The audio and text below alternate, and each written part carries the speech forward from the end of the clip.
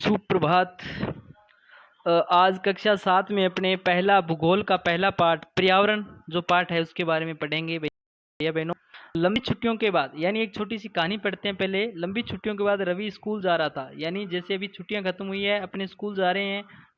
जून जुलाई का महीना है। तब उसने देखा कि उसके स्कूल के निकट के खेल के मैदान में खुदाई हो गई थी। यानी खुदाई का मतलब जो पहले वो छुट्टियों से पहले देखा था तो खेल का मैदान बिल्कुल सही था, उसके पास में किसी खुदाई करवाई हुई थी।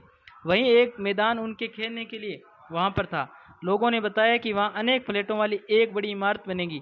जब रवि को समझ में आया कि मुलायम घास, गेंदे के फूल एवं तितलियां वाला विशाल मैदान अब हमेशा के लिए नष्ट हो चुका है, तो उसकी आंखों से आंसू छलकने लगे।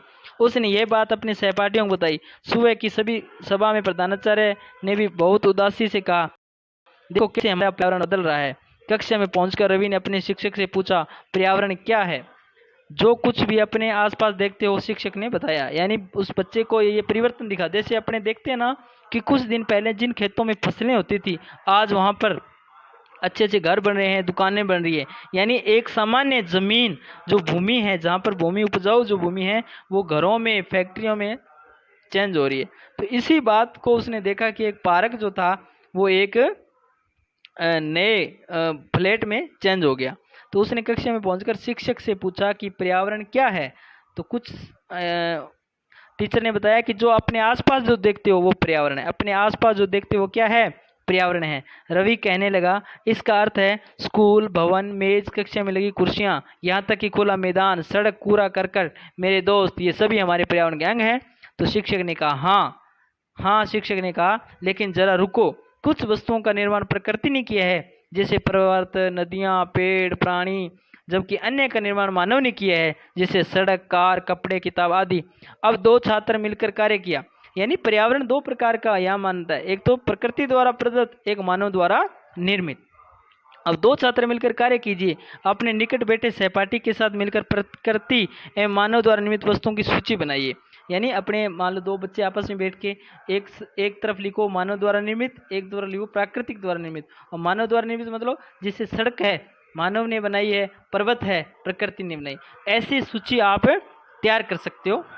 तो इकबाल ने पूछा, हमारे पर्यावरण क्यों बदल रहा है? शिक्षक ने उत्तर दिया, ऐसी हमारी जरूरतों के कारण होता है। यह दिन प्रतिदिन बढ़ती रहती है। जैसे जैसे हमारी जरूरतें बढ़ती रहेगी, हमारा पर्यावरण बदलता रहेगा। पर्यावरण हमारे जीवन का मूल आधार है। यह हमें सांस लेने के लिए हवा, पीने के लिए जल और खाने के लिए भोजन एवं रहने के लिए भूमि प्रदान करता है। मानव इस प्राकृतिक पर्यावरण में कैसे परिवर्तन करता है? कार का धुआं वायु को प्रदूषित करता है, पानी की पात्र में एकत्रित किया जाता है, भोजन को बर्तनों में परोसा जाता है और भूमि पर कारखानों का निर्माण होता है। मानव कार, मिल, कारखानों एवं बर्तनों का निर्माण करता है। इस प्रकार से मानव प्राकृतिक पर्यावरण में परिवर्तन करता है। तो ये अपने पर्यावरण का स्टार्टिंग वाला अपना पेज हो गया।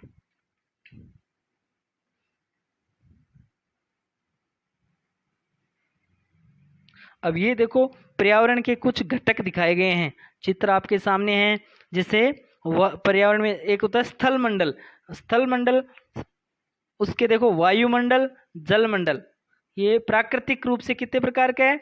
एक होता है स्थल मंडल, एक होता है वायुमंडल, एक होता है जलमंडल, एक होता है सजीव या जैव मंडल जिसको बोलते हैं। तो ये प्राकृतिक पर्यावरण को प्रकार से बांटा गया है। स्थल मंडल का मतलब जितने भी आप भूमि आसपास जो दिखाई दे रही वो जिस पे मकान वगैरह फैक्ट्रियां सब बनी वो स्थल मंडल कहलाता है।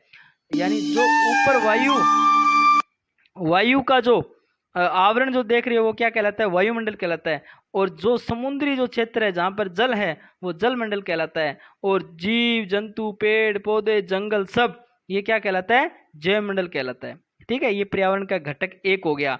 अब मानव द्वारा निर्मित, ये प्रकृति द्वारा है पर्यावरण है। मानव द्वारा कौन सा है? इमारतें, पार्क, पुल, सड़क, स्मारक, उद्योग। ठीक है, ये पर्यावरण के मानव द्वारा निर्मित हो गए। अब मानव ये भी एक पर्यावरण का घटक है। एक व्यक्ति, परिवार, समुदाय, धर्म, शैक्षिक, आर्थिक, राजनीतिक स्थिति। तो ये पर्यावरण के घटक का चित्र आपको मैंने बताया। इसलिए हम प्राकृतिक पर्यावरण में परिवर्तन करते हैं और कभी कभी उसे नष्ट भी कर देते हैं। ऊपर के वार्तालाप में आप समझ गए होंगे कि किसी भी जीवित प्राणी के चारों ओर पाए जाने वाले लोग, स्थान, वस्तुएं, प्रकृति को पर्यावरण कहते हैं। दोबारा सुन लो, कि वार्तालाप में आप समझे कि हमारे चारों ओर पाए जाने वाले लोग, स्थान, वस्तुएं, प्रकृति को क्या कहते हैं? पर्यावरण कहते हैं। यह प्राकृतिक एवं मानव निर्मित परिघटनाओं का मिश्रण है। प्राकृतिक पर्यावरण में पृथ्वी पर पाई जाने वाली जीव एवं अजीव दोनों परिस्थितियां सम्मिलित है। ठीक है, समझ गए ना इस बात को? अब हीरा ने जहां ऊंट तो